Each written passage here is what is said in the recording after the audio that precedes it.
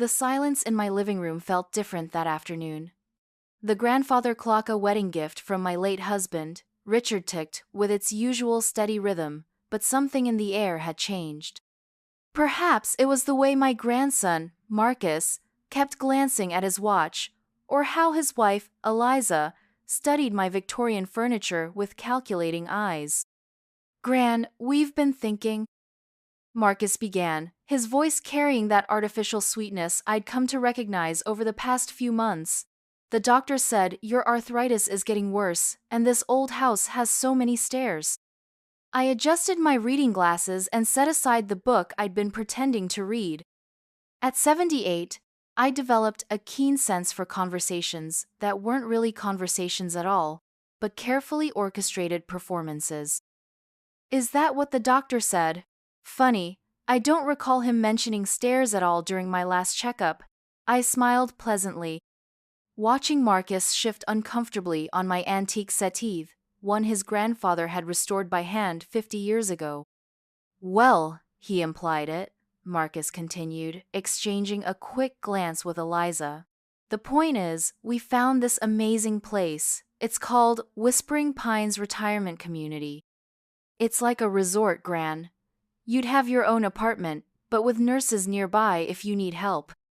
I nodded slowly, noting how they'd both leaned forward, eager as salespeople closing a deal. My arthritis might have been flaring, but my mind remained sharp as the day I'd graduated with honors from Barnard College in 1963. "That sounds lovely, dear, and expensive, I imagine." Eliza jumped in, her diamond bracelet catching the afternoon light. "That's the thing, Margaret. We've looked at your finances, and with the sale of this house and your investments, you could easily afford it. The best care for the rest of your life." My eyebrows rose slightly. "You've looked at my finances?" Marcus had the decency to blush. "Just helping you organize, Gran. Remember when you gave me access to help with your online banking last year?" Of course I remembered. I'd been recovering from pneumonia, and it had seemed practical at the time. What I hadn't anticipated was how that temporary arrangement would become permanent in my grandson's mind. "I see," I said, reaching for my tea. My hands trembled slightly, not from age or emotion, but from a simmering anger I wasn't quite ready to reveal. "And this house? What would happen to it?" "We'd sell it, of course," Marcus said, his voice quickening with enthusiasm. "These Victorian homes in this neighborhood are going for over $2 million now. That money would secure your care for decades."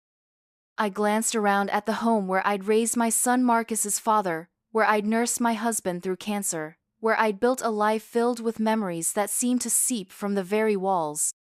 The house Richard and I had purchased for $90,000 in 1972. "And who would handle the sale?" I asked, though I already knew the answer. "I would, Gran. I'd make sure you got top dollar."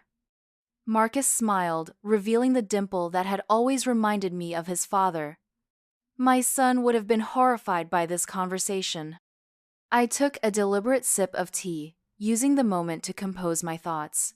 Through the bay window, I could see Mrs. Chen from next door tending to her roses. She was 83 and lived independently, despite having survived 2 strokes. We checked on each other daily with a simple system, opening our curtains each morning to signal all was well.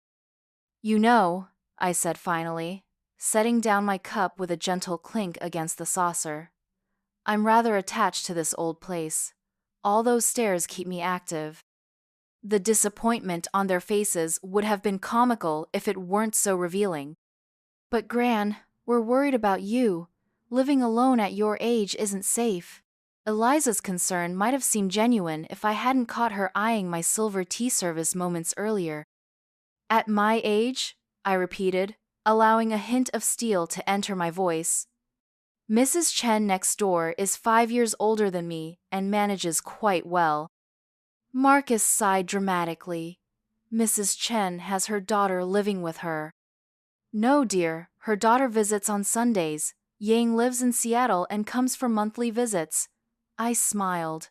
We play mahjong every Thursday, keeps the mind sharp. The conversation continued in this vein for another 20 minutes, their thinly veiled suggestions meeting my polite but firm resistance. When they finally left, promising to return the following weekend with brochures, I waited until their luxury SUV had disappeared down the street before picking up the phone. "Diane? It's Margaret. I need your advice. Can you come over tomorrow?" Diane had been my attorney for 30 years and my friend for even longer. "And bring those papers we discussed last month, I believe it's time." After hanging up, I made my way slowly to Richard's study, preserved exactly as he'd left it 15 years ago. The leather chair creaked as I settled behind the mahogany desk. I opened the bottom drawer and removed a false panel, revealing a small safe. The combination or wedding date clicked into place, and I retrieved a thick folder labeled Financial Holdings. 2 hours later, I had a complete picture of my assets. Richard's life insurance, my own investments, the stocks we'd purchased in the 1980s that had grown exponential told, my net worth approached $4 million. Not including the house. Marcus had been monitoring my checking account and a small investment portfolio, but he had no idea about the offshore account Richard had established, or the substantial inheritance I'd received from my aunt 5 years ago. I closed the folder and gazed at the photograph on the desk, Richard and me on our 40th anniversary, silver-haired but beaming, surrounded by family. Marcus stood at the edge of the frame, already a young man with ambitious eyes. "What would you do, my love?" I whispered to the empty room, but I already knew the answer. Richard had always believed in consequences. People learn from experiencing the results of their actions, he'd often told our son, not from lectures or warnings. The next morning, I dressed with particular Korea-tailored navy pantsuit that my late husband had always admired, pearl earrings, and light makeup. Appearances matter when you're about to change the course of your life. Diane arrived promptly at 10, her silver hair cut in a stylish bob, carrying a leather briefcase that had seen decades of use. "You look determined," she observed, accepting the coffee I offered. "I recognize that expression from when you chaired the hospital board." I smiled. "I'm 78, not dead, and certainly not incapable." We settled in the sunroom, spring light streaming through the windows. I recounted the previous day's conversation with Marcus and Eliza, watching Diane's expression shift from concern to indignation. "The audacity," she muttered, "though I can't say I'm entirely surprised. Marcus has called my office twice in the past month, inquiring about your will and whether he has legal standing to make health decisions for you." My heart sank despite having suspected as much. "And what did you tell him?" "That client confidentiality prevented me from discussing your affairs, and that you're fully competent to make your own decisions." Diane's eyes narrowed. "He mentioned something about early-stage dementia. I presume that's news to you?" "Completely fabricated," I confirmed, anger flaring anew. "My last cognitive assessment was 3 months ago. Dr. Patel said I have the mental acuity of someone 20 years younger." Diane nodded, unsurprised. "So you want to proceed with the changes we discussed last month?" "With some modifications," I said, sliding a handwritten list across the table. "I want to be thorough." She reviewed my notes, eyebrows rising. "This is comprehensive and potentially quite satisfying." A smile played at her lips. "It will take a few days to prepare everything." "That's fine. Marcus and Eliza aren't returning until Saturday with their brochures." I couldn't keep the sarcasm from my voice. After Diane left, I spent the afternoon making phone calls to my bank, to several charitable organizations I'd supported over the years, and finally to my niece, Catherine, my sister's daughter who lived in Oregon. Unlike Marcus, Catherine had never shown the slightest interest in my financial affairs. Her birthday cards always arrived on time, with genuine messages that never mentioned money or assistance. Aunt Margaret, what a lovely surprise. Catherine's warm voice filled the line. We chatted about her children, her work as a high school science teacher, and her husband's recent retirement. I'm actually calling with a proposition, I said eventually. How would you feel about a visit? Perhaps an extended one. By Friday, everything was in place. I'd signed the documents Diane had prepared, spoken with my financial advisor, and even had a long conversation with Mrs. Spide. Chen, who was delighted to be included in what she called my magnificent scheme. Saturday arrived with perfect spring weather. I spent the morning in the garden, deadheading roses and enjoying the simple pleasure of dirt beneath my fingernails. By the time Marcus's car pulled into the driveway, I was seated on the porch swing, a pitcher of lemonade and cookies arranged on the side table. Gran, you shouldn't be working in the garden, Marcus chided as he bounded up the steps, brochures clutched in his hand.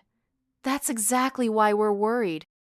Gardening keeps me young, I replied mildly, pouring lemonade into 3 glasses. My doctor actually recommends it. Eliza settled beside me, already opening a glossy brochure. Wait until you see this place, Margaret. It's got a swimming pool, gourmet dining, and weekly concerts. I examined the photos of smiling seniors engaged in various activities, all within the confines of an institutional setting, no matter how luxurious.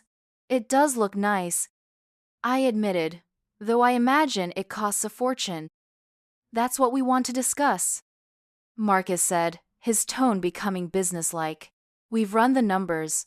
With the sale of this house and your investments, you could afford their premier package. I nodded thoughtfully. And who would manage my affairs if I moved there? Marcus tried to look surprised by the question. Well, I would, of course. As your closest relative, it makes sense for me to have power of attorney and oversee your finances. Just to make sure you're not taken advantage of. How considerate, I murmured, sipping my lemonade. And this house? You'd handle the sale? Absolutely. I've already spoken with a realtor friend. She thinks we could get $2.2 million in this market, especially with the original woodwork and that stained glass. I allowed a long moment of silence, watching a hummingbird dart among my fuchsias. You know, I've been thinking about our conversation all week, about my future and my finances. Marcus and Eliza exchanged a triumphant glance. In fact, I continued, I've made some decisions. That's wonderful, Gran. Marcus reached over to squeeze my hand. I knew you'd see this was for the best. I've decided to make some changes, I agreed, gently extracting my hand from his. But perhaps not the ones you're expecting. Their expressions faltered slightly. What do you mean? Eliza asked, her voice tinged with uncertainty. I reached beside me for a folder I'd placed there earlier. I've been blessed with financial security, thanks to your grandfather's foresight and my own careful management. It seems selfish to hoard such resources when they could do good in the world. Marcus's brow furrowed. What are you saying, Gran? I'm saying that I've decided to donate the majority of my assets to charity. I opened the folder and removed several official-looking documents, effective immediately. The silence that followed was profound. Even the birds seemed to pause their singing. You! What? Marcus finally managed, his face draining of color. I've established a foundation. I explained calmly. The Richard and Margaret Bennett Foundation for Educational Opportunity. As of yesterday, I've transferred $3 million to its endowment. Eliza's mouth opened and closed without sound. Marcus looked as though he might faint. That's almost everything you have, he finally sputtered. What about your care? What about your future? I've kept enough for my needs, I assured him. And this house, of course. I have no intention of selling it. But you can't do this. Marcus stood abruptly, the brochures falling to the porch floor. You're not thinking clearly. This proves it. I smiled serenely. Actually, I've never been more clear-headed. Dynamy attorney made certain I was evaluated by 2 independent physicians before proceeding. Their reports confirming my mental competence are included in these documents. Marcus snatched the papers from my hand, scanning them with increasingly frantic eyes. This has to be a mistake. Or a joke. It's neither, I'm afraid. I poured myself more lemonade. The foundation will provide scholarships for underprivileged students. Your grandfather would have been pleased. Eliza found her voice at last. But what about us? What about your family? Family is indeed important, I agreed. Which is why I've asked Catherine to come stay with me for a while. She arrives tomorrow. Catherine? Marcus looked bewildered. Your niece? But she lives across the country. In Oregon, yes. She's taking a sabbatical from teaching. She'll have the guest room for as long as she likes. The realization of what had happened, of what they had lost, began to dawn on their faces. The inheritance they had clearly been counting on, the house they'd already mentally sold, the control they'd assumed was their right all vanished in a single conversation. You've been planning this, Marcus accused, his voice hardening. You deliberately misled us. Did I? I met his gaze steadily. Or did you mislead yourselves by assuming I was incapable of managing my own affairs? By discussing my finances behind my back? By inventing cognitive issues I don't have? His face flushed with anger or embarrassment, perhaps both. We were trying to help you. Were you? I asked softly. Or were you helping yourselves to what you believed would eventually be yours anyway? Eliza tugged at Marcus's sleeve. Let's go, she whispered. We need to think about this. Marcus stood rigid, the documents crumpled in his fist. This isn't over, Gran. You're making a huge mistake. The only mistake I made, I said, rising to my feet with dignity, was not recognizing sooner what was happening. But it's never too late to correct course. Your grandfather taught me that. They left in a flurry of slammed car doors and spinning tires. Mrs. Chen, who had been coincidentally pruning her front hedges throughout the exchange, gave me a discreet thumbs up from across the street. I returned to my porch swing, feeling lighter than I had in months. The confrontation had been unpleasant but necessary. And while I had indeed donated a significant portion of my wealth, I hadn't been entirely forthcoming about the details. The foundation was real, but I'd retained more control and more assets than Marcus realized. Some lessons needed to be learned gradually.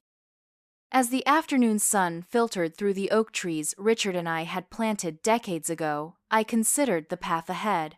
Catherine's arrival would bring welcome company. The foundation would create opportunities for deserving students, and perhaps, given time and genuine reflection, Marcus might come to understand the values his grandfather and I had tried to instill. The phone rang inside, and I rose to answer it, my steps steady despite the arthritis in my knees. The caller ID showed Diane's number. They've left, I told her. It went about as expected. Are you all right? Concern colored her voice. I'm better than all right, I assured her. I feel like myself again. The self that doesn't tolerate being managed or manipulated. Good. The bank confirmed the transfers. Everything's proceeding as planned. After we hung up, I returned to the porch with a fresh glass of lemonade and my book. The neighborhood settled into weekend tranquility around me. Tomorrow would bring Catherine's arrival and the beginning of a new chapter. Marcus would eventually return. His indignation couldn't overcome his concern about being written out of whatever remained of my estate. When he did, we would have a different conversation. But that was for another day. For now, I had reclaimed something precious, not just my financial autonomy, but my dignity. At 78, I had learned that some battles are worth fighting, especially those that define who we are in our final chapters. The hummingbird returned to the fuchsias, hovering momentarily before darting away. Like me, it knew exactly what it wanted and wouldn't be deterred from getting it. Age, after all, brings not just wisdom but a certain liberating fearlessness. Marcus had yet to learn that lesson, but he would. I smiled and turned the page of my book, ready for whatever came next. Sunday morning dawned with a clarity that seemed fitting for new beginnings. I woke early, as I had every day since Richard's passing, the habit of a lifetime not easily broken. The house felt different somehow, as if it too had shed a burden. I moved through my morning routine with deliberate care, setting out the good china for Catherine's arrival. The doorbell rang precisely at 11. When I opened the door, Catherine stood there, her silver-streaked auburn hair catching the sunlight. At 52, she had her mother's eyes and her father's practical nature. "Aunt Margaret." She embraced me warmly, smelling of lavender and the faint trace of airplane recycled air. "You look wonderful." "As do you, my dear." I stepped back to appraise her. "Oregon clearly agrees with you." She laughed, the sound reminiscent of my sister's. "It's the rain. Keeps the skin hydrated. Now, where shall I put my things? And don't you dare try to carry anything." We settled her into the guest room, the one that had once belonged to her cousin, my son David. Catherine ran her hand over the bookshelf still lined with his childhood favorites. The mention of my son brought the familiar ache, dulled by time, but never truly absent. He was generous that way, like his father. "Unlike some others in the family," Catherine remarked, her tone shifting. She turned to face me directly. "You mentioned on the phone that Marcus has been difficult." I sighed, sinking onto the edge of the bed. "That's putting it mildly. Yesterday was rather unpleasant." Catherine sat beside me, her hand covering mine. "Tell me everything." Over lunch, I recounted the full story: Marcus's escalating interest in my finances, the retirement home brochures, and finally, my countermove with the foundation. Catherine listened intently, her expression darkening. "The absolute nerve," she muttered when I finished. "Trying to ship you off so he could liquidate your assets." "To be fair, he believes he's acting in my best interest," I said, though the words sounded hollow even to my ears. Catherine arched an eyebrow. "Is that what you really believe?" I considered the question, stirring my tea thoughtfully. "No," I admitted finally. "Not entirely. Marcus has always been acquisitive. Even as a child, he calculated the value of his birthday gifts." "I remember," Catherine nodded. "The Christmas he announced that my present to him was $15 cheaper than the one he gave me." We shared a rueful smile at the memory. "Still," I continued, "I never expected this level of manipulation. His father would have been heartbroken." "Uncle David had a generous spirit," Catherine agreed.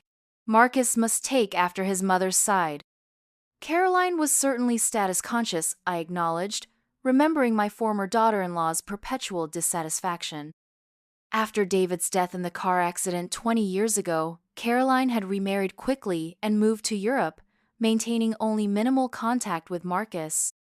"So what happens next?" Catherine asked, helping herself to another scone. "Marcus will regroup and try another approach," I predicted. "He's nothing if not persistent, but I've taken precautions." My niece grinned. "I can't wait to see what you've got planned." The answer came sooner than either of us expected. That evening, as we were finishing dinner, the doorbell rang. Through the peephole, I saw Marcus standing on the porch, alone this time, clutching a bouquet of Lily's favorite flowers. "Right on schedule," I murmured to Catherine, who had positioned herself strategically in the living room. I opened the door with a pleasant smile. "Marcus, what a surprise." He stepped forward to kiss my cheek, his manner contrite. "Gran, I've come to apologize. I didn't handle things well." I accepted the flowers with appropriate gratitude. "Thank you, dear. They're lovely. Come in. You remember your cousin Catherine?" Marcus's step faltered slightly at the sight of Catherine, but he recovered quickly. Of course, it's been, what, 5 years? At Great Aunt Judith's funeral? 7, Catherine corrected pleasantly. How's Eliza? She's fine. Busy with a charity event tonight. Marcus settled onto the sofa, declining my offer of tea. Actually, Gran, I was hoping we could talk privately. His smile tightened almost imperceptibly. I see. Well, I've been thinking about yesterday. I realize we came on too strong with the retirement community idea. Of course you should stay in your home as long as possible. How generous of you to acknowledge that, Catherine murmured, earning a sharp glance from Marcus. I'm just concerned about Gran's well-being, he continued, addressing me directly.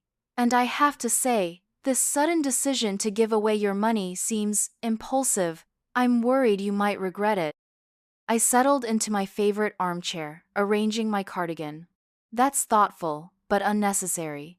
The foundation has been in planning for months. Diane has all the paperwork. Marcus leaned forward, his expression earnest. But $3 million, Gran. That's almost everything you have. What if you need specialized care? What if there's a medical emergency? I've retained sufficient funds for my needs, I assured him. And my health insurance is excellent. But the market is unpredictable. Inflation, medical costs, they're all rising. His voice took on the patient tone one might use with a child. I just think you should reconsider. Perhaps we could restructure the donation, spread it out over time. I studied my grandson's face, the features so like his father's, yet somehow sharper, more calculating. The transfers have been completed, Marcus. The decision is made. His composure slipped momentarily, frustration flashing in his eyes. Can't you see I'm trying to protect you?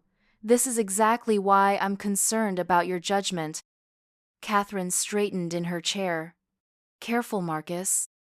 As a financial advisor, I might spot issues you've overlooked. Diane has handled everything, I said firmly. She's been my attorney for 30 years. Diane is approaching retirement herself, Marcus countered. The legal landscape has changed. There are tax implications, regulatory considerations. All addressed, I interrupted gently. But your concern is noted. Marcus fell silent, clearly recalibrating. After a moment, he tried a different tack. I spoke with Dr. Patel today. My eyebrows rose. Did you? That's interesting, considering doctor-patient confidentiality.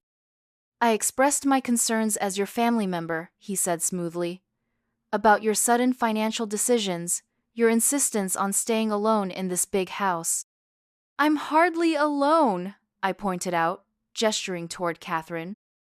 Temporarily, Marcus dismissed. Catherine has her own life in Oregon. She can't stay forever. Catherine smiled pleasantly. Actually, I've taken a year's sabbatical. I'm quite comfortable here for the foreseeable future. Marcus blinked, momentarily thrown. Even so, Gran needs someone who can be here permanently. Someone who understands her medical history, her needs. Someone like you? I suggested mildly. Well, yes. He seemed relieved that I understood. Eliza and I have discussed it. We could convert our guest suite for you. It has its own bathroom, even a small sitting area. The image of myself installed in Marcus's sleek modern home, dependent on his and Eliza's schedules and whims, sent a chill through me. That's very generous, but unnecessary. You wouldn't have to worry about anything, he pressed. Meals, transportation, medical appointments, we'd handle everything. And my house? I asked, though I already knew the answer. We could rent it out, he suggested too quickly. Generate income for your care. Catherine made a small noise that might have been a suppressed laugh. Marcus, I said gently but firmly, I appreciate your concern, but my mind is made up. I'm staying in my home with Catherine's company for now. The foundation is established. And my financial arrangements are in order. His expression hardened almost imperceptibly. I hope you haven't done anything else impulsive. Such as? Changed your will, for instance. And there it was, the real concern, laid bare at last. My estate planning is private, I said evenly.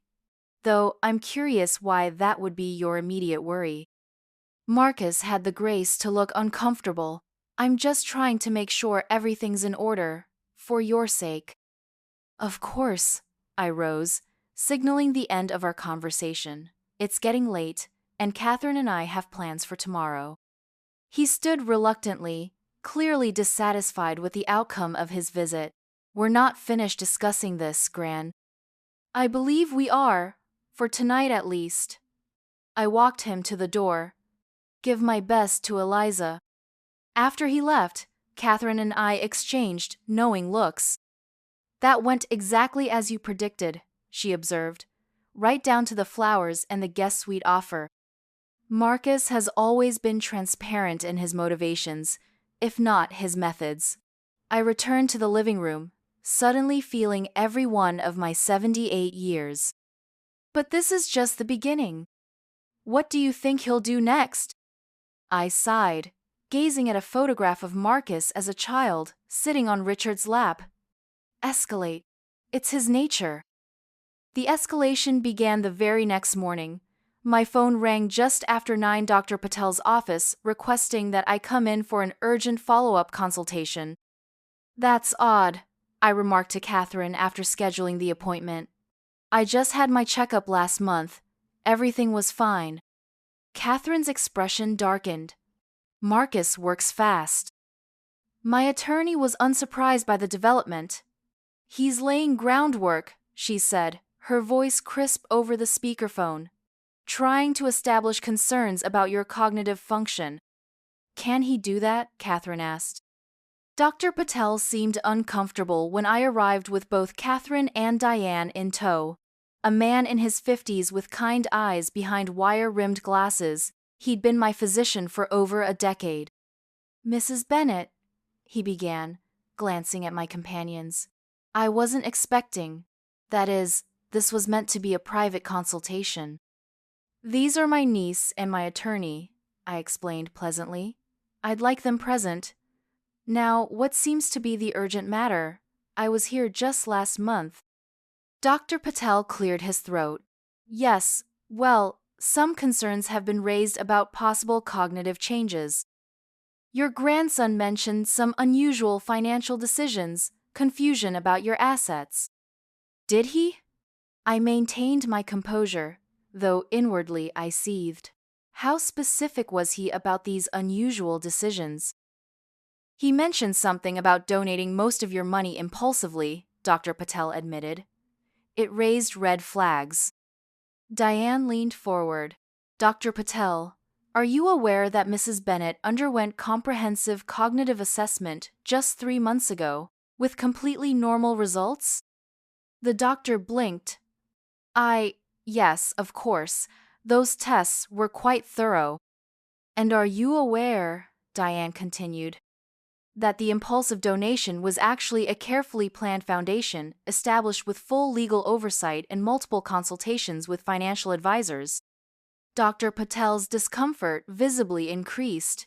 I wasn't aware of those details, no. I'm curious, I interjected gently. What specifically did Marcus ask you to do today? The doctor hesitated, ethical considerations clearly warring with honesty. He suggested that a cognitive reassessment might be appropriate, given the circumstances. I see, I smiled thinly. And did he perhaps mention the possibility of requiring a guardian to manage my affairs? Should I be found compromised? Dr. Patel's silence was answer enough. That's what I thought. I rose from my chair. Doctor, I've always respected you as a physician. I hope that respect hasn't been misplaced. Mrs. Bennet, I assure you. My cognitive function is perfectly intact, I interrupted firmly. As you well know, any further inquiries from my grandson should be directed to my attorney.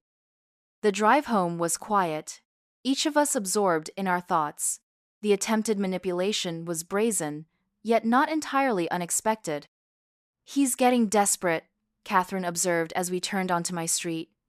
What's his next move? Probably social services, Diane predicted grimly. Anonymous concern about elder welfare is a common tactic. I nodded, unsurprised. Then we'll be ready for that too. Sure enough, 2 days later, a polite young woman from Adult Protective Services appeared at my door, explaining that they'd received a report expressing concern about my living conditions and possible financial exploitation. I welcomed her into my immaculate home, introduced her to Catherine, and calmly presented the documentation Diane had prepared: medical evaluations, financial records, and legal papers establishing the foundation. As you can see, I concluded, I'm neither incapacitated nor exploited. Quite the contrary. The social worker, Ms. Jimenez, reviewed everything carefully before offering an apologetic smile. Everything seems in perfect order, Mrs. Bennet. I apologize for the intrusion. No need to apologize for doing your job, I assured her. I'm curious, though, was the report anonymous? Ms. Jimenez hesitated. I'm not supposed to disclose that information. Of course, I nodded, understanding, though I imagine concerned family members often make such reports. Her slight grimace confirmed my suspicion. After she left, Catherine was indignant. This is harassment. Can't we file a complaint against Marcus? We could, I acknowledged, but it would only escalate matters. Besides, I'm not finished teaching him his lesson yet. The following weekend brought the next phase of Marcus's campaign. He arrived unannounced on Saturday afternoon, this time with Eliza and, to my surprise, their 2 teenage children, Emma and Zachary, whom I rarely saw outside of obligatory holiday visits. Family lunch, Marcus announced cheerfully, holding up takeout bags from an expensive restaurant. We thought it would be nice to spend some quality time together. I exchanged glances with Catherine, who raised an eyebrow but said nothing as we welcomed them inside. The performance that followed was almost admirable in its calculation. The children had clearly been coached to appear concerned about my welfare, asking pointed questions about my health and whether I found the house too much to manage. Actually, Emma said, her 17-year-old face a study in rehearsed concern, Dad mentioned you might be confused about some things lately. Is that true, Gran? Before I could respond, Zachary chimed in.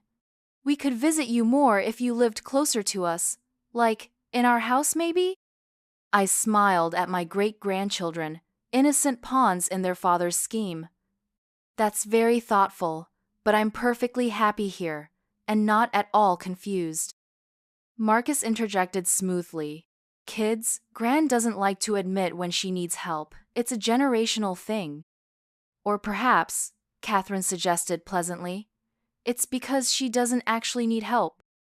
Eliza, who had been inspecting my silver candlesticks with poorly disguised interest, rejoined the conversation. Margaret, we're just concerned. These big old houses require so much maintenance. The stairs alone must be challenging with your arthritis. I manage quite well, I assured her, and I have excellent neighbors.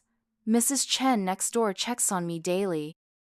An elderly neighbor is hardly adequate support, Marcus scoffed. Mrs. Chen is a retired nurse, I informed him, and remarkably spry for 83. The lunch continued in this vein. Their thinly veiled suggestions met with my calm rebuttals. Throughout it all, I maintained my composure, even as my patience wore thin. As they prepared to leave, Marcus drew me aside in the hallway. Gran, this can't continue. You're being stubborn for no reason. Am I? I met his gaze steadily. Or am I simply refusing to be managed? His expression hardened. You've always been independent. I admire that. But there comes a time when pride needs to give way to practicality. Indeed, I agreed, though I wonder whose pride we're really discussing. Marcus's jaw tightened. I'm trying to help you. Are you? I asked softly. Or are you trying to help yourself to what you believe should be yours? A flash of something guilt, perhaps, or simply frustration crossed his face before he composed himself. You're making a mistake, Gran. One you might not be able to undo. The only mistake, I replied evenly, was in not recognizing sooner what was happening. But as your grandfather used to say, it's never too late to correct course. After they left, Catherine found me in the garden, deadheading roses with perhaps more vigor than necessary. You know, she observed, settling onto the bench beside me, for someone supposedly suffering cognitive decline, you handled that remarkably well. I snipped another faded bloom. He's not finished yet. What do you think comes next? I sighed, setting aside my garden shears. Something more direct, I imagine. Marcus has never been patient when thwarted. My prediction proved accurate. 3 days later, a certified letter arrived from a law firm I didn't recognize. Inside was a formal notice of intent to petition for guardianship, citing concerns about my diminished capacity to manage personal and financial affairs. Catherine found me at the kitchen table, staring at the document. Is that what I think it is? Marcus is making his move, I confirmed, pushing the letter toward her. He's seeking legal control over my decisions and my assets. She scanned the document, her expression darkening. This is outrageous. He's claiming you're incompetent. Not in those exact words, I noted, but essentially, yes. What do we do now? I reached for the phone. We call Diane, and then we implement the contingency plan. The pieces were already in place. Had been since my conversation with Diane months ago, when Marcus's interest in my finances had first raised red flags. Now it was time to spring the trap that my grandson had unwittingly walked into. Are you sure about this? Catherine asked as I hung up with Diane. It seems severe. I gazed out the window at the garden Richard and I had tended for decades. When someone shows you who they are, I said quietly, believe them the first time. Maya Angelou, Catherine nodded. Wise words. Indeed, I turned back to her with renewed resolve. Marcus has shown me exactly who he is. Now he'll face the consequences of his choices. That evening, as sunset painted the sky in shades of amber and rose, I sat in Richard's study, surrounded by photographs of our life together, our wedding day in 1961. David's graduation, Marcus's birth. What would you do? I asked the empty room, my fingers tracing Richard's face in our anniversary portrait, but I already knew the answer. Richard had always believed that actions revealed character more clearly than words ever could, and Marcus's actions had revealed everything I needed to know.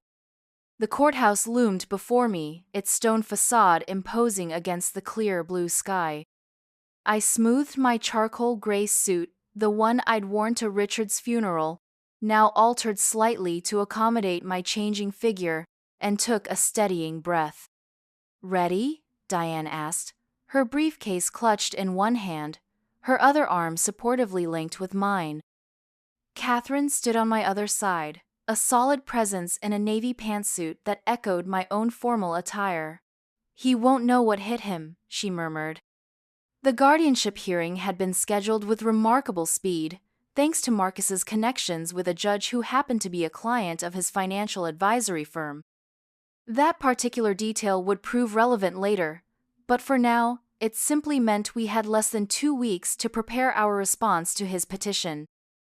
Those 2 weeks had been a flurry of activity medical evaluations with independent specialists, affidavits from neighbors and friends, and most importantly, the execution of several legal documents that Diane had prepared months earlier, anticipating this very scenario. The courtroom was smaller than I expected, with polished wooden benches and the faint smell of furniture polish and anxiety. Marcus sat at the front with his attorney, a sleek woman in an expensive suit whose reputation for aggressive elder law cases preceded her. He turned as we entered, his expression flickering between surprise and determination when he saw my entourage. Besides Diane and Catherine, I was accompanied by Dr. Patel, who had been horrified to learn how Marcus had attempted to manipulate him. Mrs. Chen, elegant in a traditional Chinese silk jacket, and my longtime friend Eleanor, who had driven 3 hours from her retirement community to be present. Quite the support system, Marcus's attorney remarked to Diane as we took our seats. Her tone suggested this was somehow inappropriate. Mrs. Bennet is well loved, Diane replied pleasantly. People tend to rally around those who have earned their respect. The proceedings began with formal introductions. Judge Harriman, a stern-faced woman in her 60s, surveyed the room with practiced neutrality. We're here regarding case number 47-22, petition for guardianship of Margaret Eleanor Bennet, she announced. Petitioner Marcus Bennet alleges that his grandmother lacks capacity to manage her personal and financial affairs. Is the petitioner present? Marcus stood. Yes, Your Honor. And Mrs. Bennet? I rose, steadier than I had expected to be. Present, Your Honor. The judge nodded. Very well. Mr. Bennet's counsel may present their case. Marcus's attorney, Ms. Winters, approached the bench with confident strides. Your Honor, this is a straightforward matter of concern for an elderly family member showing signs of cognitive decline and financial vulnerability. My client, as Mrs. Bennet's only grandchild and closest living relative, seeks guardianship solely to protect her interests. She proceeded to outline Marcus's concerns: my sudden decision to donate millions to charity, my stubborn refusal to consider assisted living despite obvious physical limitations, and most recently, my paranoid accusations that Marcus himself had ulterior motives. Mrs. Bennet is 78 years old, Ms. Winters continued, her voice striking the perfect balance between concern and authority. She lives alone in a large, aging home with numerous safety hazards. She has recently made financial decisions that can only be described as irrational, divesting herself of assets that should be preserved for her long-term care. I watched Marcus throughout this presentation, noting how he nodded at appropriate moments, his expression carefully modulated to convey concern rather than the acquisitiveness I knew drove him. Furthermore, Ms. Winters concluded, Mrs. Bennet has begun displaying paranoid tendencies, accusing her grandson, who has only ever acted in her best interest, of attempting to steal her assets. These accusations, combined with her impulsive financial decisions, strongly suggest diminished capacity that requires intervention. Judge Harriman made notes throughout this presentation, her expression unreadable. Thank you, Ms. Winters. Does Mrs. Bennet have representation? Diane stood. Yes, Your Honor. Diane Moskowitz, representing Mrs. Bennet. You may present your response. Diane moved to the center of the courtroom with the measured confidence of her 30 years of legal experience. Your Honor, we categorically deny all allegations of incapacity and will demonstrate that Mrs.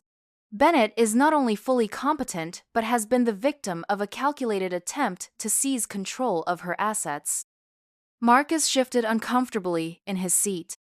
The sudden charitable donation referenced by counsel was, in fact, the establishment of a foundation that had been in planning for over 6 months. Diane continued, presenting the first of many documents to the clerk.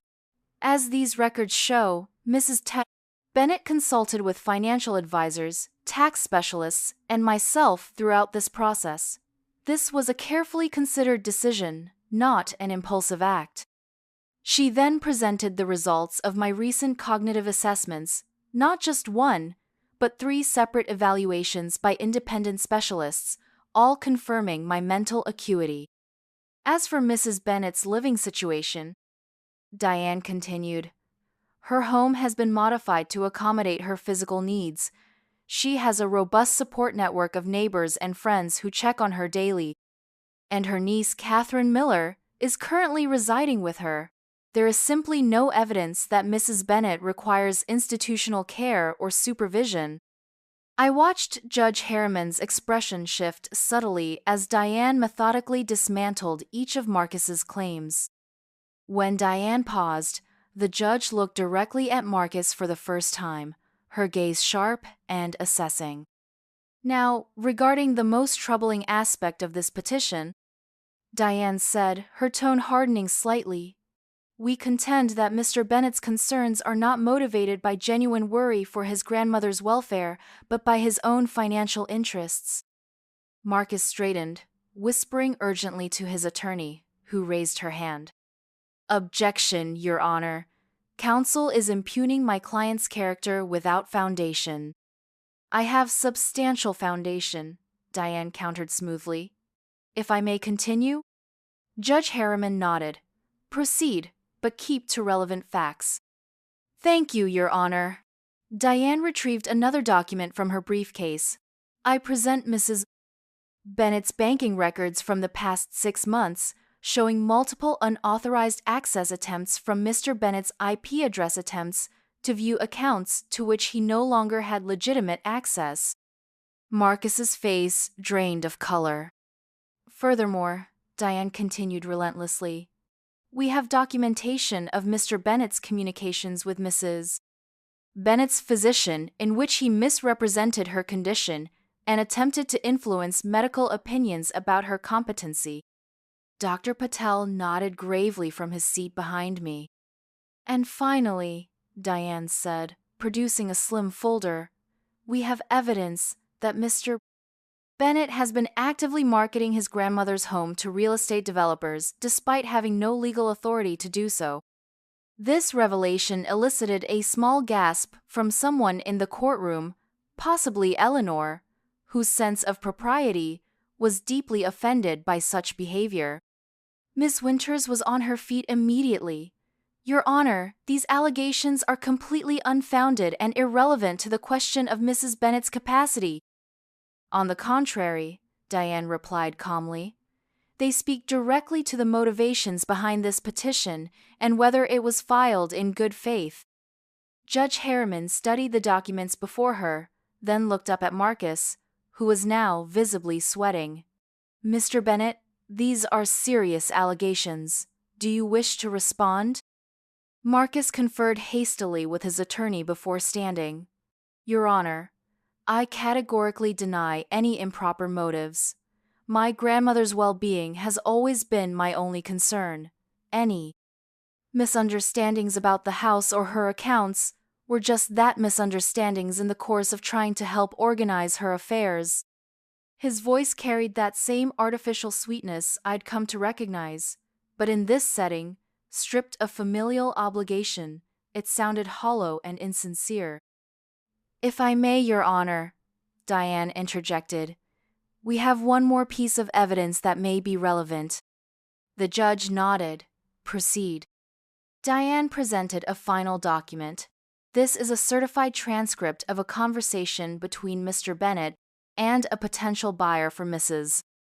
Bennett's home, recorded just 3 days after he filed this petition.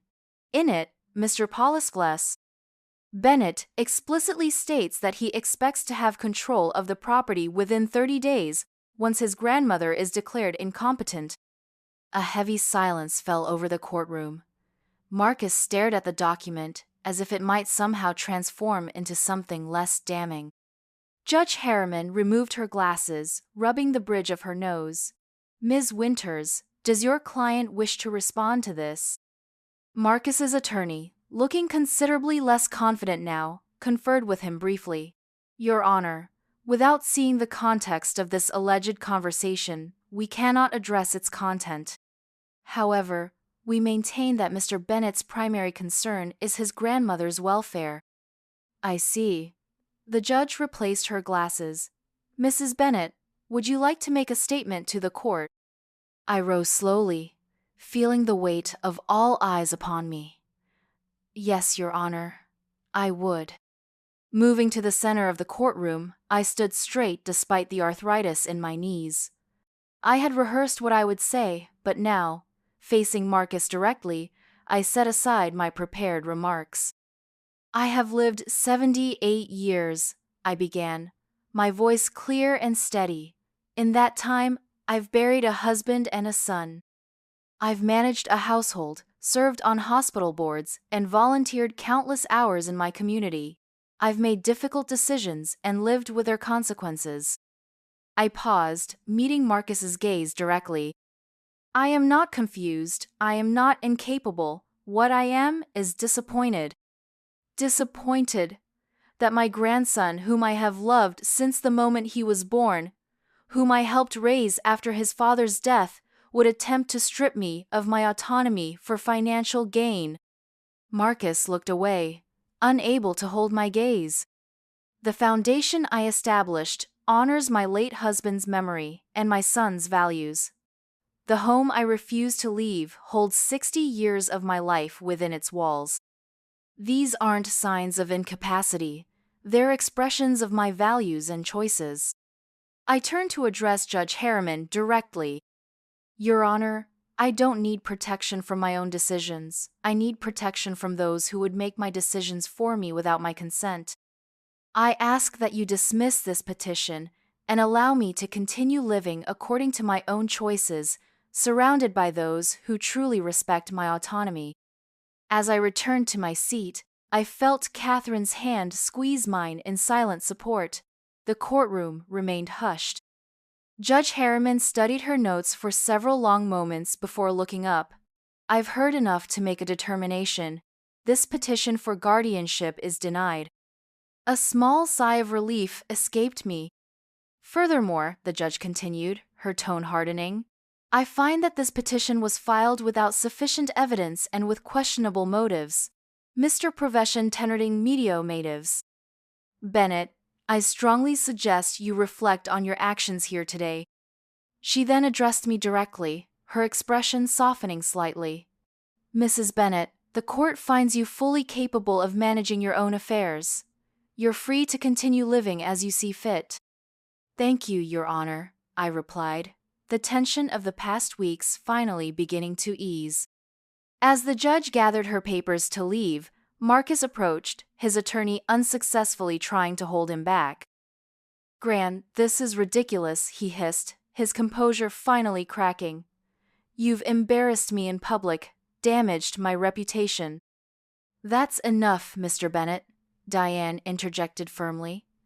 This is neither the time nor the place. When would be a good time to discuss how she's throwing away our family's legacy? Marcus demanded, his voice rising. That money was supposed to. He stopped abruptly, realizing what he'd been about to reveal. Supposed to what, Marcus? I asked quietly. Come to you? His silence was answer enough. I think we're finished here, Diane said, gathering her briefcase. Mrs. Bennett, shall we? Outside the courthouse, standing in the dappled shade of an ancient oak tree, I finally allowed myself to tremble slightly, the adrenaline of confrontation fading. You were magnificent, Eleanor declared, embracing me. Richard would have been so proud. Mrs. Chen nodded agreement. Very strong. Like bamboo flexible, but unbreakable. Dr. Patel approached somewhat awkwardly. Mrs. Bennett, I want to apologize again for my role in this. I should have recognized what was happening. You testified to the truth when it mattered, I assured him. That's what counts. As my friends prepared to depart, Catherine touched my arm. Marcus is coming. Indeed, my grandson was approaching, alone this time, his expression unreadable. I nodded to Diane, who positioned herself nearby close enough to intervene if necessary, but giving us a semblance of privacy. Gran! Marcus began, his voice low and controlled. I think we need to talk. I agree, I replied calmly. Though I believe you've already said quite a lot. He glanced around, uncomfortable with our public setting. Not here. Can we go somewhere private? I don't think that would be wise right now, I said. If you have something to say, you can say it here. Frustration flashed across his face. Fine. I want to know what happens now. You've made your point. You've humiliated me professionally. Is that enough? Are you satisfied? The bitterness in his voice saddened me, though I'd anticipated it. This wasn't about humiliating you, Marcus. It was about protecting myself. From what? From family who cares about you. From someone who saw me as a resource to be managed rather than a person to be respected, I corrected gently. Someone who was willing to declare me incompetent to gain control of my assets. He flinched slightly, but rallied quickly. You're twisting everything. I was worried about you, your sudden decisions, your refusal to accept help. Marcus, I interrupted, suddenly weary of the pretense. We both know what this was about. The question is whether you can be honest enough with me and with yourself to acknowledge it. For a moment, something like shame crossed his features, quickly replaced by defensive anger. So that's it? You've made your choice? The foundation, the house you're choosing strangers over your own family. I'm choosing to honor your grandfather's values and your father's memory, I replied, and I'm choosing to protect myself from those who would take away my autonomy. Marcus shook his head, a bitter laugh escaping him. Autonomy, right. Let's see how that works out when you fall and break your hip, or when you can't remember to take your medications. Who will you call then? Not someone who tried to have me declared incompetent, I said quietly. His jaw tightened. This isn't over, Gran. Actually, Marcus, I believe it is. I straightened, summoning the dignity that had carried me through the hearing. Unless you're prepared to genuinely reconsider your approach, I think we have nothing more to discuss. For a moment, he seemed on the verge of saying something else, perhaps something honest, perhaps merely another manipulation.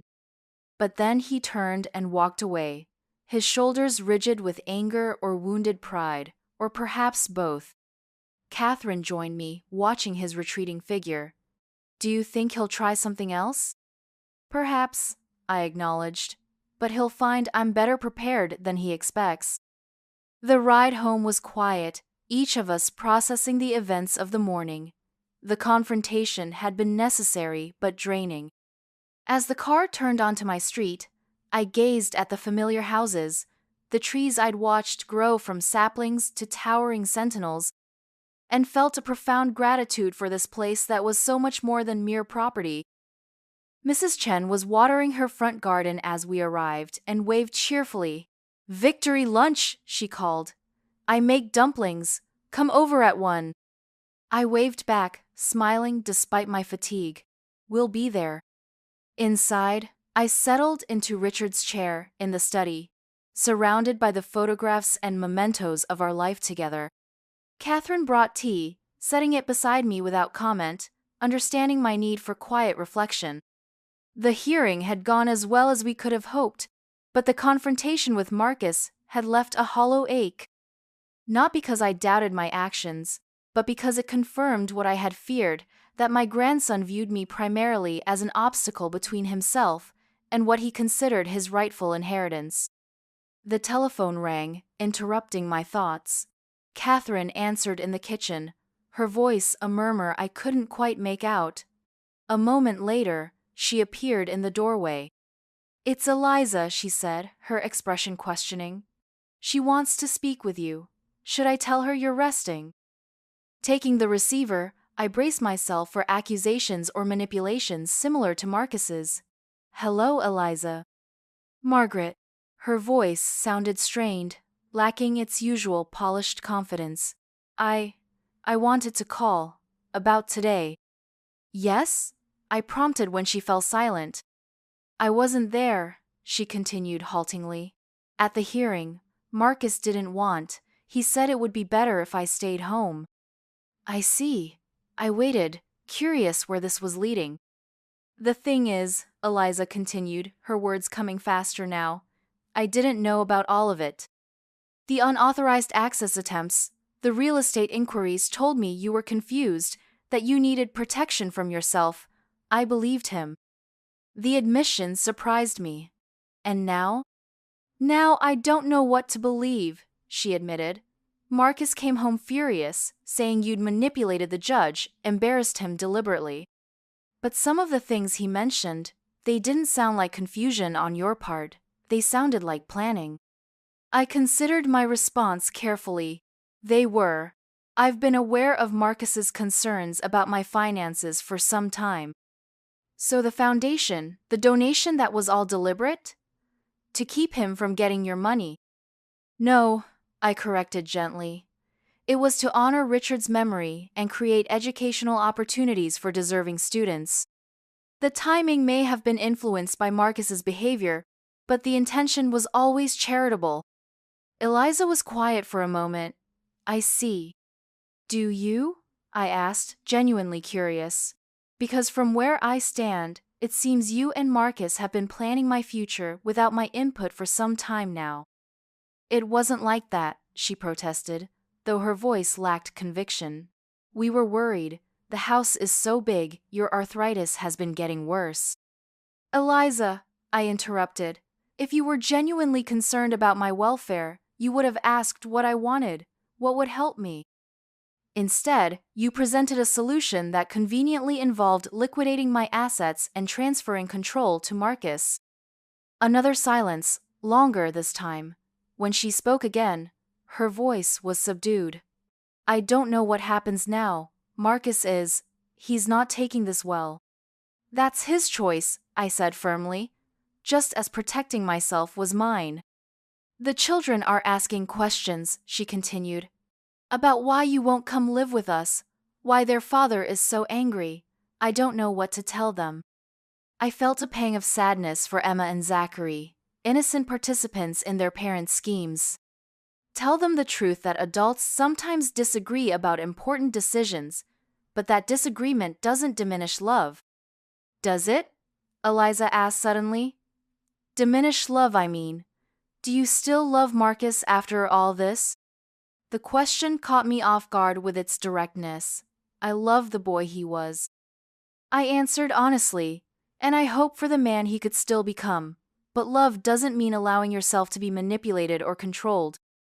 I should go, Eliza said after a moment. Marcus will be home soon. I wanted you to know I didn't understand the full picture. After we hung up, I remained in Richard's chair, turning the conversation over in my mind.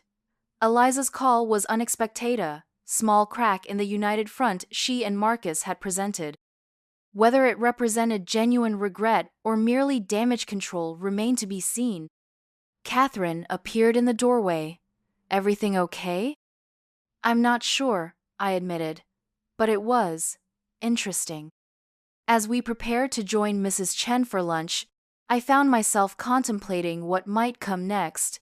The guardianship petition had been defeated, but Marcus's parting words suggested he hadn't accepted defeat. And now this overture from Eliza, what did it signify?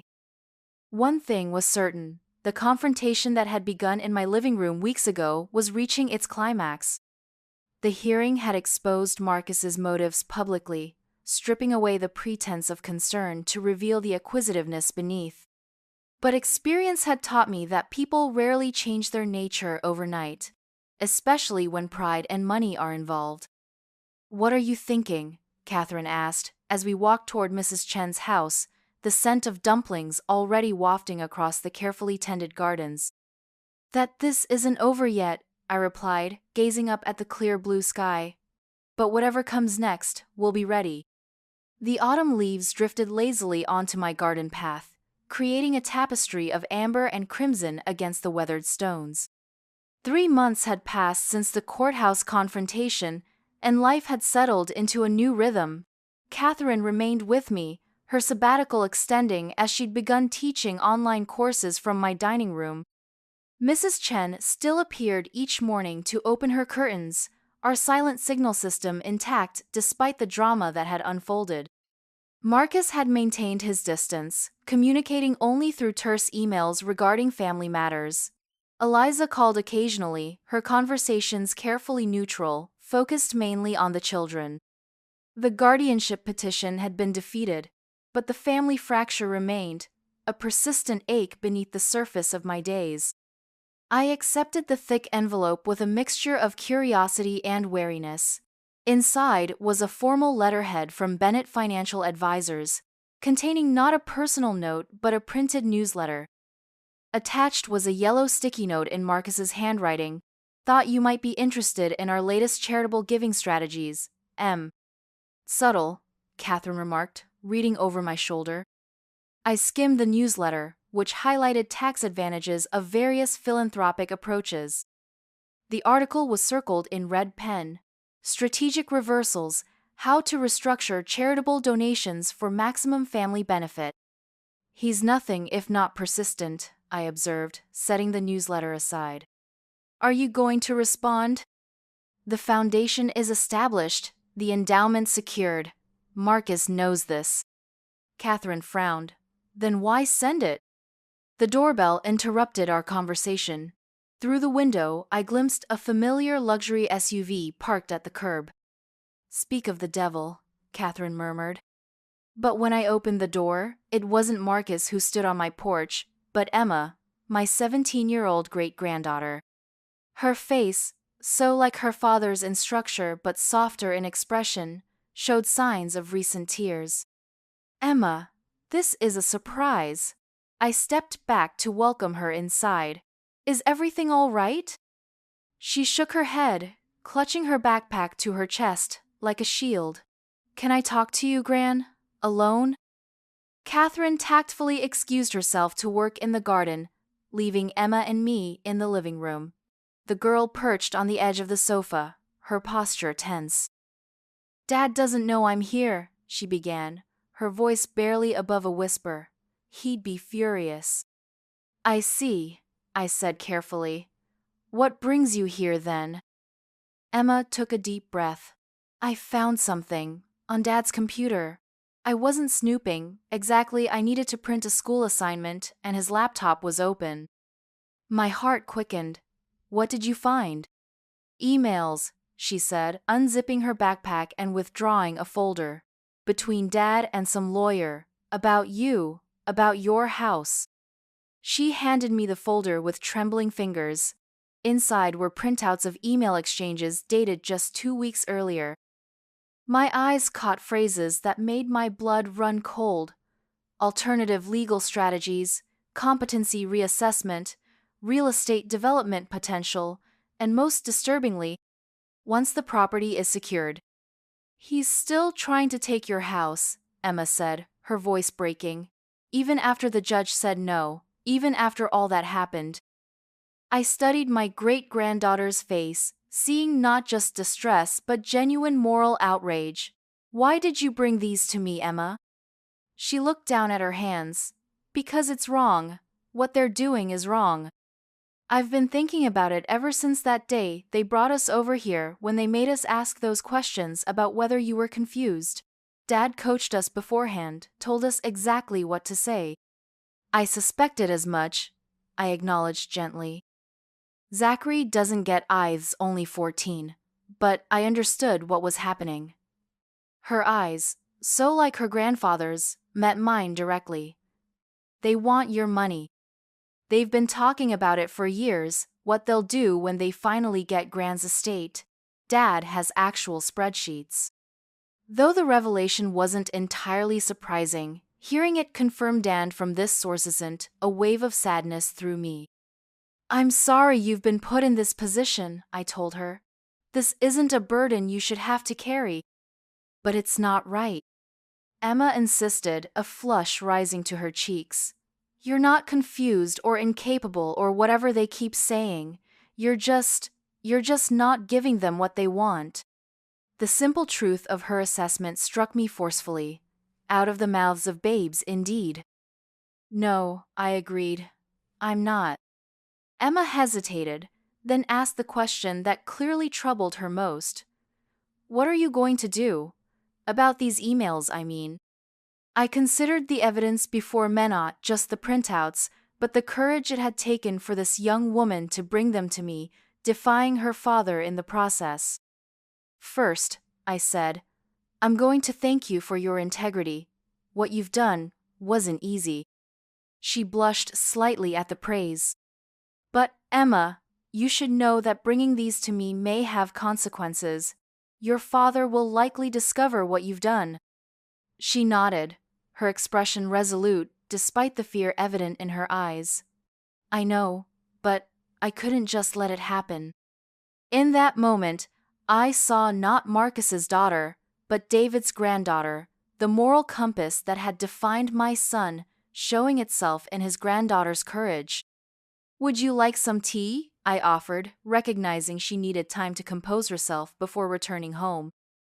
Over Earl Grey and shortbread cookies, our conversation shifted to lighter topics: Emma's college applications, her interest in environmental science, her dreams of studying abroad. By the time Catherine returned from the garden, the girls' spirits had lifted considerably. I should go, Emma said finally, checking her phone. Mom will be wondering where I am. I will, I promised. And Emma, your grandfather me's son would have been very proud of you today. Her smile, tremulous but genuine, stayed with me long after her car had disappeared down the street. So, Catherine said, eyeing the folder on the coffee table, Marcus is still scheming. Apparently so. I opened the folder again, rereading the damning exchanges. Diane needs to see these immediately. Within hours, Diane was seated in my living room, her expression grave as she reviewed the emails. This is breathtaking in its audacity, she remarked, after the judge explicitly warned him.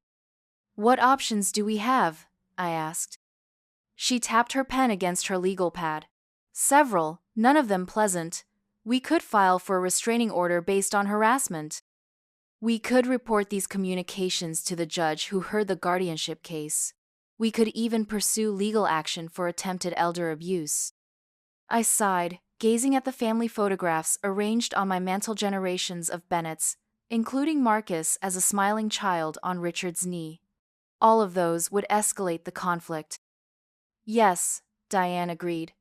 But they would also create a public record of his behavior, which might be necessary for your protection. And Emma? I asked. These emails came from her. I won't put her in the middle of a legal battle against her father.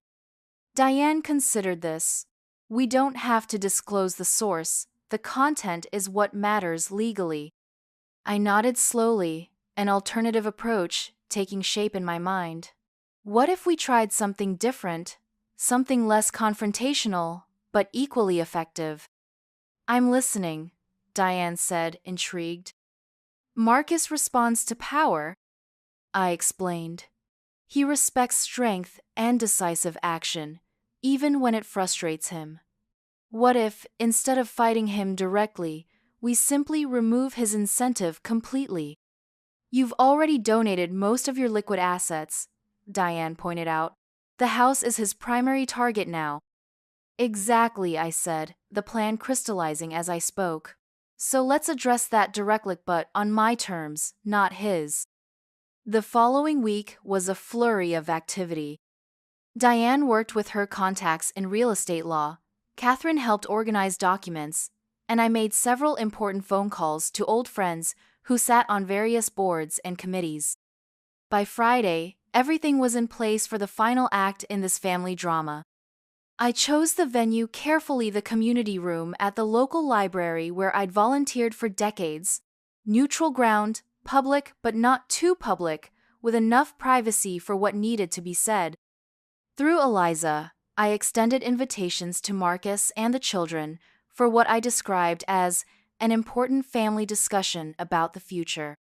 To my mild surprise, they all appeared at the appointed time. Marcus entered warily, his expression guarded. Eliza followed, offering a tentative smile. Zachary seemed bored, while Emma hung back, her eyes meeting mine briefly with unspoken understanding. Thank you for coming, I began once we were seated around the large oak table. I know things have been difficult between us lately.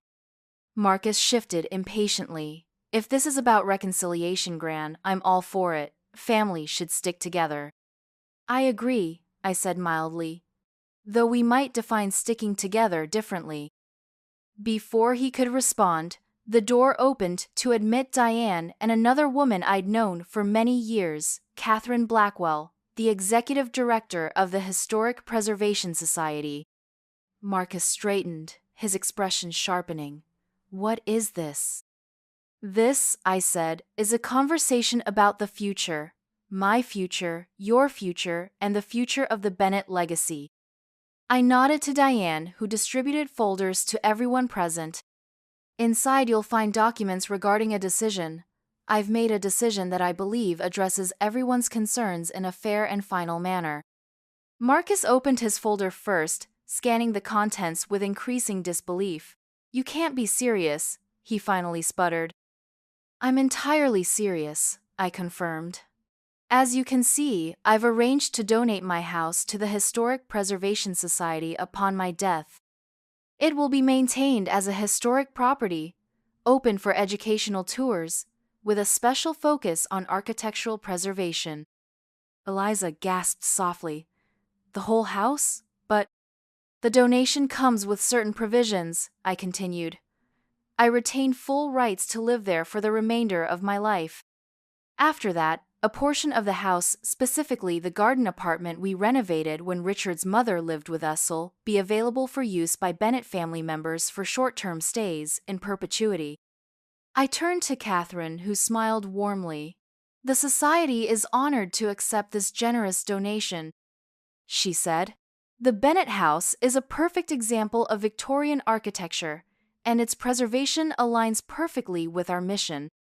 Marcus's face had flushed an alarming shade of red. You're giving away the house? Just like that?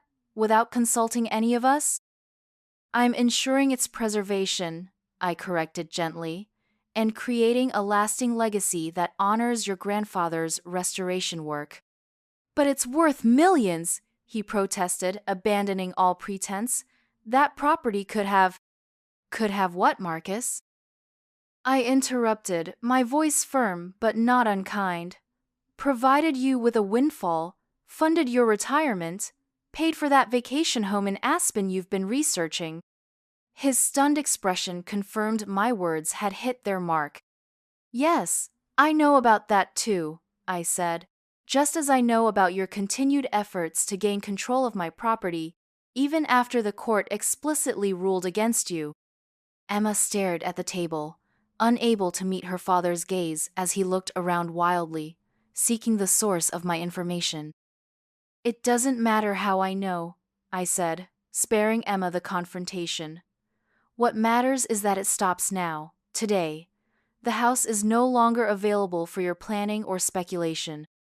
Its future is secured in a way that honors our family's history while benefiting the community. You had no right, Marcus began, but Eliza placed a restraining hand on his arm. Marcus, she said quietly, enough. To my surprise, he subsided, though the pulse visibly throbbing in his temple suggested his anger remained barely contained. I turned to the children, who had been watching this exchange with wide eyes. Emma, Zachary, I want you to understand something important. Legacy isn't just about money or property.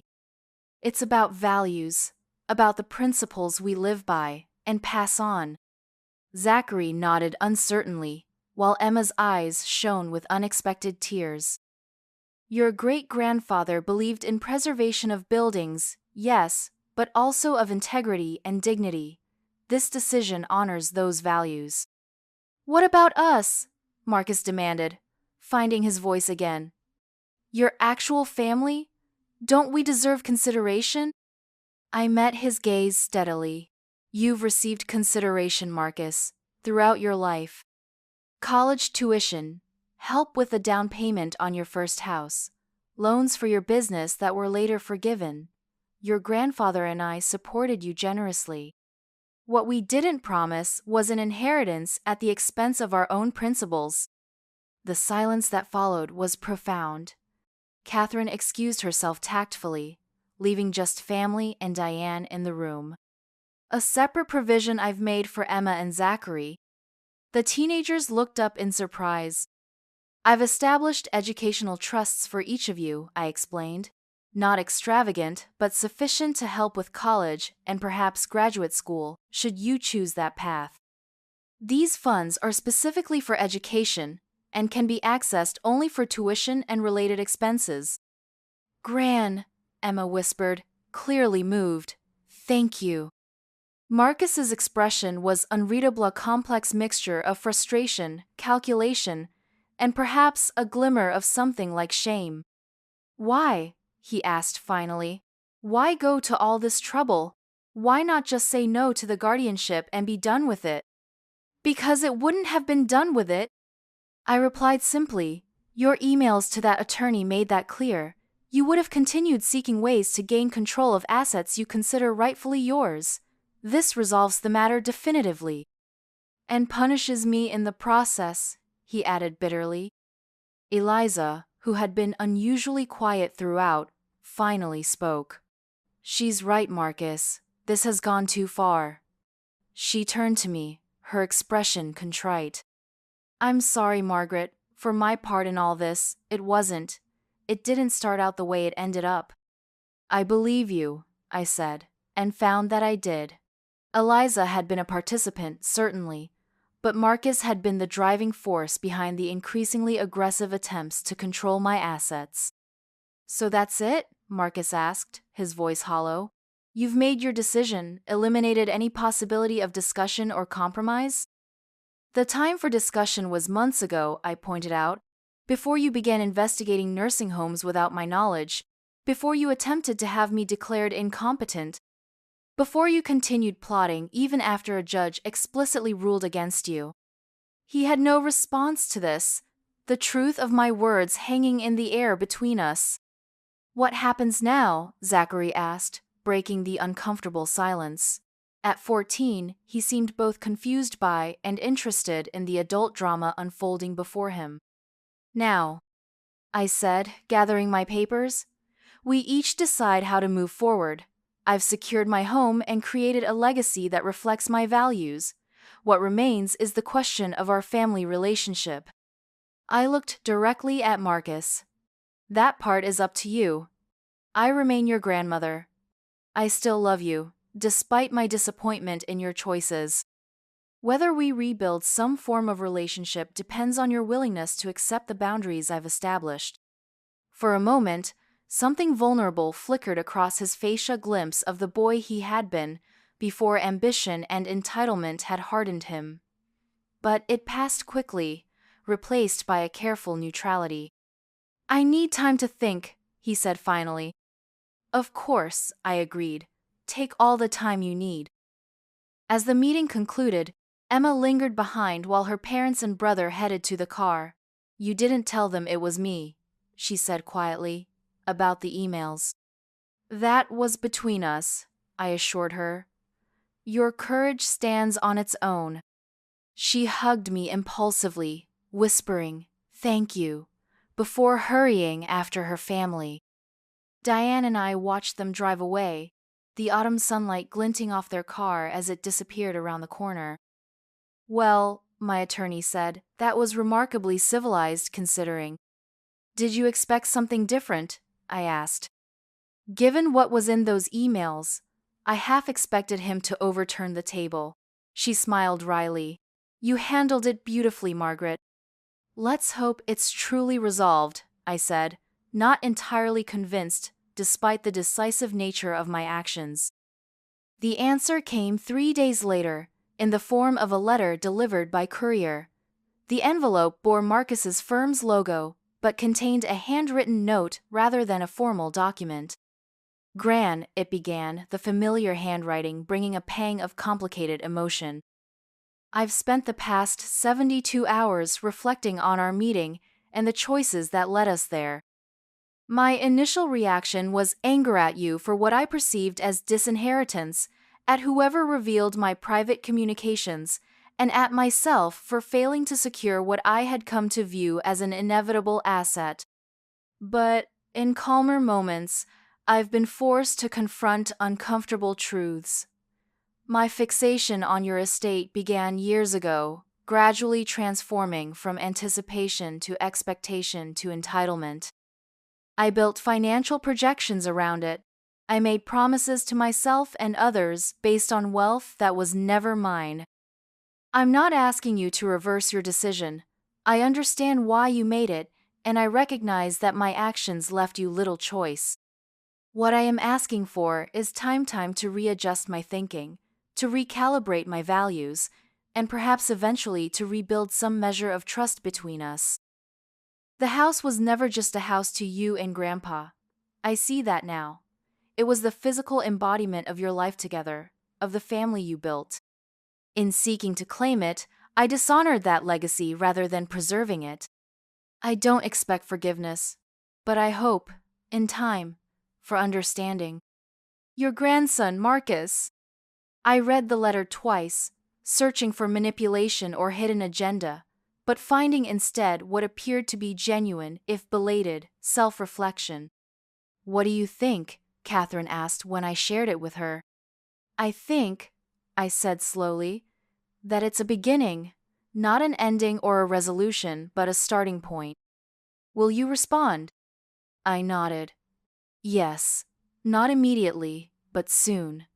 Some wounds need time to heal before they can be addressed.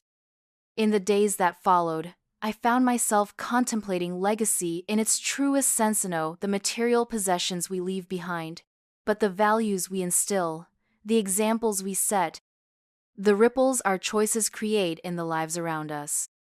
Emma called once, briefly, to tell me she was applying to environmental science programs, her voice bright with purpose. Eliza sent a tentative text message about Thanksgiving, wondering if we might consider sharing the meal. Even Zachary reached out, asking if he could interview me for a school project about family history. Small gestures, perhaps, but significant in their way, tendrils of connection seeking to bridge the chasm that had opened between us. As for Marcus, only time would tell whether his reflection represented genuine change or merely a strategic retreat. People rarely transform overnight, especially when deeply ingrained patterns of thinking are involved. But the capacity for growth exists in all of us, at every age. One crisp November morning, I sat on my porch swing, wrapped in the quilt Richard's mother had made for our wedding.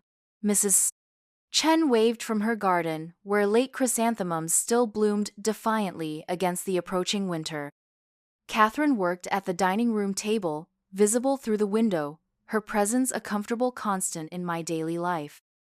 The house stood solid around me, its bones strong despite its age, its history preserved in every careful restoration Richard had lovingly completed over our decades together. Soon it would belong to the community, its stories and secrets shared with new generations, who would never know us personally, but might glimpse something of our values in the care we had taken with this place. I had protected what mattered, not just the physical structure, but the principles it represented. In doing so, I had perhaps offered my family a different kind of inheritance, the example of standing firm for one's convictions, of valuing dignity over convenience, of choosing purpose over profit. It wasn't the ending I would have chosen for our family story. But as Richard used to say, quoting his favorite author, we don't always get to choose the music life plays for us, but we can choose how we dance to it. I had chosen my dance with determination, clarity, and ultimately, hope. The rest of the melody remained to be written, one note at a time, by all of us together. The autumn breeze stirred the fallen leaves on my garden path, creating gentle swirls of amber and crimson. I pulled the quilt closer around my shoulders and smiled. Whatever came next, I was ready.